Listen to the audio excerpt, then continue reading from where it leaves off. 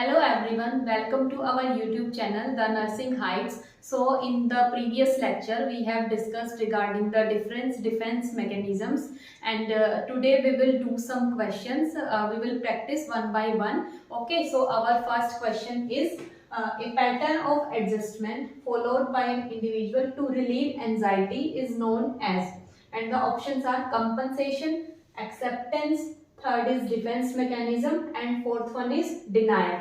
तो हम क्वेश्चन को समझते हैं। पहले इसमें पूछा है कि a pattern of adjustment followed by an individual to relieve anxiety, कि एक ऐसा पैटर्न जिससे जो पर्सन है वो अपनी एंजाइटी को रिलीव करने के लिए, मतलब अपनी लाइफ में एडजस्टमेंट लाने के लिए जो यूज करता है उसे हम क्या बोलते हैं। तो अब ऑप्शंस को देखते हैं। यहाँ पे ऑप्शंस में जो है अलग अलग डिफेंस मैकेनिज्म दिए हुए हैं, जैसे कि कंपनसेशन, एक्सेप्टेंस, डिनायल, और एक खुद में ही एक ऑप्शन दिया है डिफेंस मैकेनिज्म। तो अगर हम एक कॉमन टर्म की बात करें कि एक ऐसा पैटर्न ऑफ एडजस्टमेंट, एक ऐसा मेंटल मैनूवर जो पेशेंट यूज करता है या कोई भी नॉर्मल इंडिविजुअल यूज करता है जिससे उसकी एंजाइटी रिलीव होती है, तो उसके लिए कॉमन जो टर्म है वो यूज होती है डिफेंस मैकेनिज्म। ठीक है, तो इस क्वेश्चन का आंसर हमारा जो होगा वो होगा डिफेंस मैकेनिज्म। अब हम बाकी ऑप्शंस की अगर बात करते हैं तो इसके अंदर मतलब एक बंच ऑफ डिफेंस मैकेनिज्म हमने पढ़ा था, लाइक कंपनसेशन, प्रोजेक्शन, डिनायल, है ना, रिएक्शन फॉर्मेशन, तो वो इसके अंडर में आ जाएगा। बट आपसे अगर कॉमन जो चीज पूछी है, कॉमन टर्म अगर पूछेंगे तो इसका जो आंसर है वो क्या होगा, defence mechanism. So our next question is, an unattractive man selects expensive, stylish clothes to draw attention to himself. The defense mechanism used here is. तो इस स्टेटमेंट से जो हमें पता चल रहा है कि इसमें कौन सा डिफेंस मैकेनिज्म यूज कर रहा है जो इंडिविजुअल है। ठीक है, तो ऑप्शन में हमें दिया गया है denial, reaction formation, displacement and compensation. तो अगर आप इस स्टेटमेंट को पढ़ते हो तो एन अनअट्रैक्टिव मैन, कि एक मैन है जो मतलब दिखने में थोड़ा सुंदर नहीं है, अट्रैक्टिव नहीं है, उसने क्या किया, एक्सपेंसिव और स्टाइलिश क्लोथ्स चूज किए ताकि लोग उसकी तरफ क्या करें, अटेंशन दे सके उसको, है ना, ताकि वो अटेंशन सीख कर सके। इसका मतलब क्या है, उस पर्सन की जो पर्सनैलिटी थी उसमें जो एक चीज थी वो कम थी, उसको छुपाने के लिए उसने क्या किया, दूसरी चीज का यूज किया है ना। तो अब हम एक ऑप्शन देखते हैं। डिनायल में तो क्या करता है, पर्सन अपनी प्रॉब्लम से डिनाई करता है, तो ये तो इसका आंसर नहीं हो सकता। रिएक्शन फॉर्मेशन में क्या करता है, वो किसी सिचुएशन से रिलेटेड एक रिएक्शन को फॉर्म करता है ना। Next is displacement. डिस्प्लेसमेंट में क्या होता है, वो मोर थ्रेटनिंग जो ऑब्जेक्ट होता है उससे जो अपनी फीलिंग्स है कहाँ इम्पोज कर देता है, लेस थ्रेटनिंग है, मतलब जिसके ऊपर वो अपनी बातें थोप सकता है ना, वो डिस्प्लेसमेंट होता है। फिर आता है कंपनसेशन। कंपनसेशन में क्या होता है, अगर किसी पर्सन की पर्सनैलिटी में कोई एक पार्ट वीक होता है तो वो क्या करता है, दूसरे पार्ट को उसको थोड़ा अच्छा बना के रिप्रेजेंट करता है ताकि वो अटेंशन सीक कर सके, है ना। तो इसका जो आंसर होगा वो हमारा क्या होगा, कंपनसेशन होगा, कि उस पर्सन ने क्या किया, अगर वो अच्छा नहीं दिख रहा है तो उसने एक्सपेंसिव और स्टाइलिश क्लोथ्स को खरीदा ताकि वो क्या हुआ, अब जो अपना जो पर्सनैलिटी है उसको डेवलप कर सके। Okay, so our next question is, directing anger at another person or object other than its primary source is called denial, projection, displacement और compensation। तो इसमें हमें क्या बोल रहा है कि अगर कोई एक पर्सन है वो उसके प्राइमरी सोर्स को छोड़ के किसी और पे जो है एंगर प्रेजेंट कर रहा है। जैसे हम समझ के चलते हैं कि कोई एक पर्सन था, ठीक है, ए, उसने क्या किया, एंगर किया बी पे, तो बी ने क्या, इसके ऊपर एंगर शो ना करके किसी थर्ड पर्सन सी को चूज किया अपना एंगर शो करने के लिए। दैट मीन्स कि बी जो था वो अपना एंगर ए पे शो तो कर नहीं पा रहा था, ठीक है, तो उसने क्या किया, सी को चूज किया। दैट मीन्स जो ए था वो उसके लिए मोर थ्रेटनिंग था, कि वो उसको कुछ नहीं, लाइक आप ऐसे एग्जांपल ले सकते हो कि आप अपने ऑफिस में हैं और आपके बॉस ने आपके ऊपर गुस्सा किया, ठीक है, फिर घर जाके आप क्या कर रहे हैं, अपनी वाइफ के ऊपर गुस्सा कर रहे हैं, तो उसने क्या किया, मोर थ्रेटनिंग ऑब्जेक्ट से जो गुस्सा है कहाँ लेके गया है, वो लेस थ्रेटनिंग ऑब्जेक्ट तक। ओके, तो उसको हम क्या बोलते हैं, उसके लिए हम टर्म यूज करते हैं डिस्प्लेसमेंट, कि जब कोई पर्सन अपनी थॉट्स एंड फीलिंग्स किसी मोर थ्रेटनिंग ऑब्जेक्ट को छोड़ के कहाँ रिप्रेजेंट करता है, एक लेस थ्रेटनिंग ऑब्जेक्ट को जो उसके लिए लेवल में थोड़ा कम हो। ओके, तो इस क्वेश्चन का आंसर क्या होगा हमारा, displacement.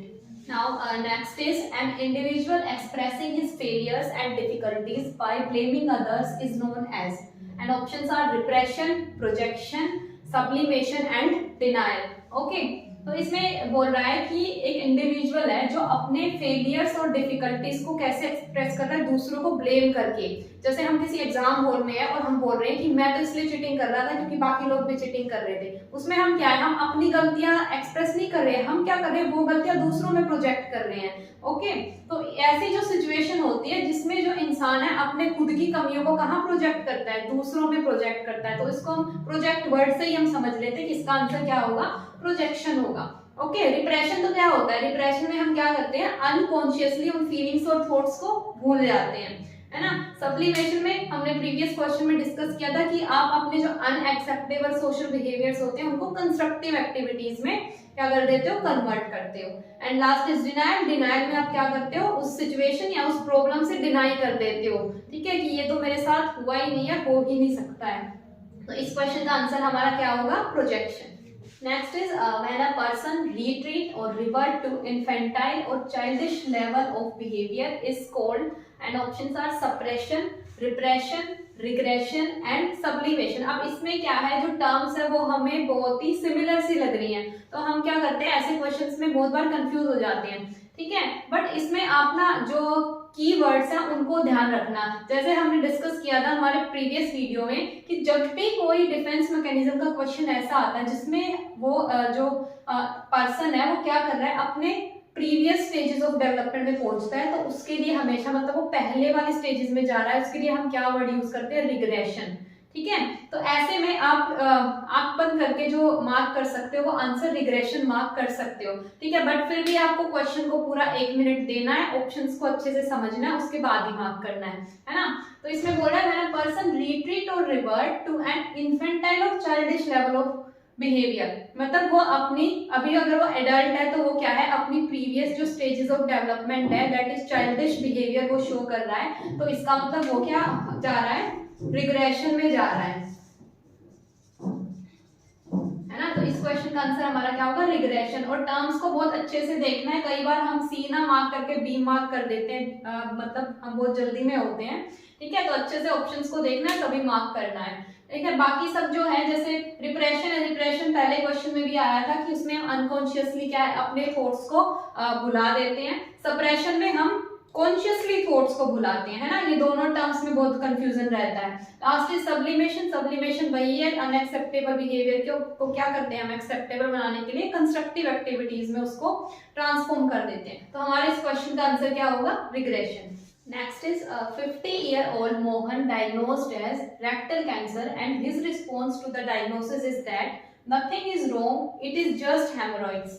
Which defense mechanism be used? अब इस स्टेटमेंट से हम समझ रहे हैं कि जो पेशेंट है उसको कैंसर डायग्नोज हुआ है ना, और वो क्या बोल रहा है कि कुछ नहीं हुआ है मेरे साथ, ये बस क्या है, हेमोरॉइड्स है ना। वो अपनी कंडीशन को एक्सेप्ट ही नहीं कर रहा है, वो क्या कर रहा है, डिनाई कर रहा है कि मुझे तो ये डिजीज है ही नहीं, इट जस्ट अ हेमोरॉइड, है ना। तो ऐसे सिचुएशन में जो डिफेंस मैकेनिज्म होता है वो मना कर रहा है अपनी डिजीज कंडीशन से, हम उसको क्या बोलते हैं, डिनायल बोलते हैं, ठीक है। तो हमारे इस क्वेश्चन का आंसर क्या होता है, डिनायल। ओके, आई थिंक बाकी सब जो टर्म्स है वो हम प्रीवियस क्वेश्चन में भी डिस्कस कर चुके हैं, और हमारा जो वीडियो है डिफेंस मैकेनिज्म वाला उसमें भी मैंने एक्सप्लेन किया है, तो इन सब में आई थिंक आप लोगों को कंफ्यूजन नहीं होगा। तो इस क्वेश्चन का आंसर होता है हमारा denial. Then next is an adult throwing a temper tantrum when he does not get his own way is an example of। अब सबसे पहले आप क्वेश्चन में समझिए कि जो पर्सन है वो क्या शो कर रहा है, कैसा बिहेवियर शो कर रहा है। इसमें जो की टर्म है हमारा क्या है, temper tantrum. And you all know कि जो टेम्पर टेंट्रम है वो हमारा कौन से स्टेज में होता है, टोडलर वाले स्टेज में होता है ना। तो ये क्या है, वो पर्सन कहाँ चला गया है, मतलब उसको अगर कोई रास्ता नहीं मिल रहा है तो वो उसने क्या शो करना शुरू कर दिया है, अपना चाइल्डिश बिहेवियर शो करना शुरू कर दिया है, टोडलर की तरह, और टेम्पर टेंट्रम शो करना शुरू कर दिया। दैट मीन्स वो जो पर्सन है कौन सा डिफेंस मैकेनिज्म यूज कर रहा है, अगर पहले वाली स्टेज जो डेवलपमेंटल स्टेज में अगर वो जा रहा है तो रिग्रेशन, है ना। रिग्रेशन टर्म ही हम यूज करते हैं जब कोई भी पर्सन है वो अपनी प्रीवियस डेवलपमेंटल स्टेज में अगर चला जाता है, if he is not getting any way. Okay, तो इस क्वेश्चन का आंसर होता है हमारा regression. Next is voluntary rejection of unacceptable thoughts and feelings from conscious awareness is called. तो यहाँ पे जो की टर्म है वो हमारा क्या है, वॉलेंट्री एंड कॉन्शियस, है ना। इसमें क्या कर रहा है, जो पर्सन वॉलेंट्रीली मतलब खुद से ही रिजेक्ट कर रहा है जो जितने भी उसके माइंड में अनएक्सेप्टेबल थॉट्स और फीलिंग्स आ रहे हैं, और कहाँ से, उसकी कॉन्शियस अवेयरनेस, मतलब कोई भी इंसिडेंट अगर उसके साथ हुआ है तो वो खुद से ही उसको भुलाने की कोशिश कर रहा है, वॉलेंट्रीली कर रहा है उन चीजों को। तो जब जो पर्सन है वॉलेंट्री या कॉन्शियसली खुद से ही उन चीजों को सप्रेस करने की कोशिश कर रहा है, सप्रेस वर्ड जहां यूज हो गया ना, दैट मीन्स यहाँ पे कौन सा डिफेंस मैकेनिज्म यूज कर रहा है, वो सप्रेशन, ठीक है। अगर वो वॉलेंट्री उनको नहीं भुलाता, अगर वो अनकॉन्शियसली उनको भुलाता है, तो टर्म क्या होती है वहां पे, रिप्रेशन। ओके, आई थिंक हम इन दोनों टर्म्स को इतनी बार डिस्कस कर चुके हैं, तो अब आपके माइंड से ये स्किप नहीं होना चाहिए कि अगर वो कॉन्शियसली उन चीजों को भुला रहा है तो सप्रेशन होगा, ठीक है। अनकॉन्शियसली अगर वो खुद से भूल रहा है तो रिप्रेशन होगा।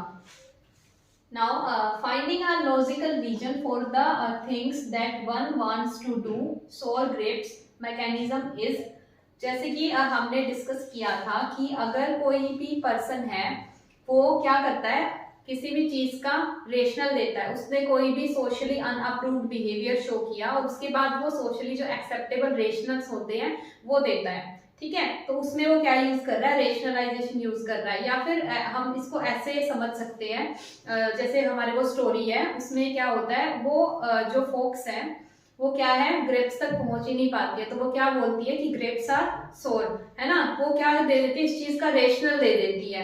तो इसका मतलब क्या है, वो क्या यूज कर रही है वहां पे, रेशनलाइजेशन यूज कर रही है कि ये चीज अगर उससे नहीं हो रही है तो कमी कहीं और है, ठीक है, उसके अंदर कमी नहीं है, वो उन चीजों का एक अप्रूव्ड रेशनल दे देती है, ठीक है। तो इस क्वेश्चन में भी सेम ही जो स्टेटमेंट है वो पूछी गई है कि यहाँ पे जो मैकेनिज्म है वो क्या यूज हो रहा है, तो यहाँ पे यूज हो रहा है हमारा rationalisation. Okay, next is over use of which defence mechanism can lead to dissociative disorder, and our options are projection, displacement, denial and sublimation. Okay, तो इसमें लिखा है कि कौन सा जो इनमें से डिफेंस मैकेनिज्म है इन चारों में से, उसका अगर कोई पर्सन ओवर यूज करता है तो उससे डिसोसिएटिव डिसऑर्डर हो जाता है। डिसोसिएटिव डिसऑर्डर के भी बहुत सारे टाइप्स होते हैं, ठीक है। उसमें जो हम यहाँ रिलेट करेंगे वो मेनली क्या होता है, एक टर्म हम पढ़ते हैं that is doctor shopping,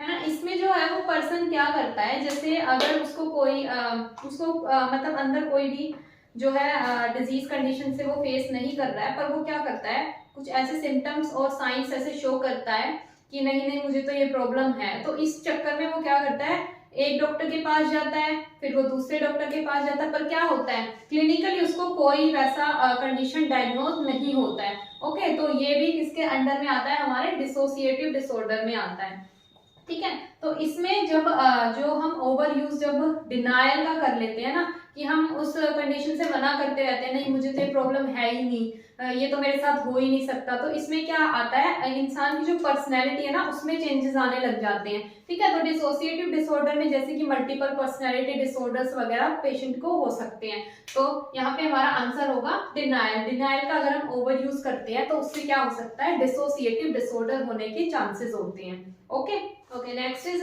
Dr. Chopin is the characteristic of hypochondriac disease. Which defense mechanism is the root of the behavior?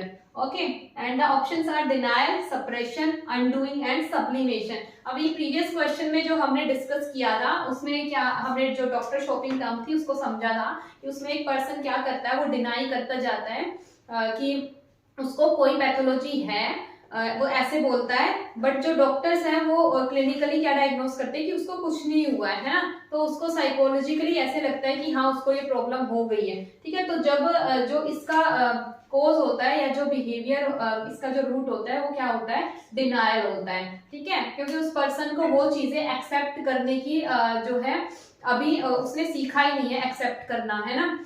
वो हमेशा क्या रहता है, डिनायल फेज में रहता है कि नहीं नहीं ऐसा तो नहीं है, है ना। तो इसमें वो क्या सोच रहा है कि उसको कोई ना कोई पैथोलॉजी से वो फेस कर रहा है, बट ऐसा कुछ नहीं है। ठीक है, इस क्वेश्चन का हमारा आंसर क्या होता है? डिनायल। ओके तो आज हमने क्या किया है, बहुत सारे क्वेश्चंस सोल्व करने की कोशिश करी है on the topic of defence mechanism. I hope you all like the video. Thank you everyone for watching our video. Please like, share and subscribe our channel the nursing Heights.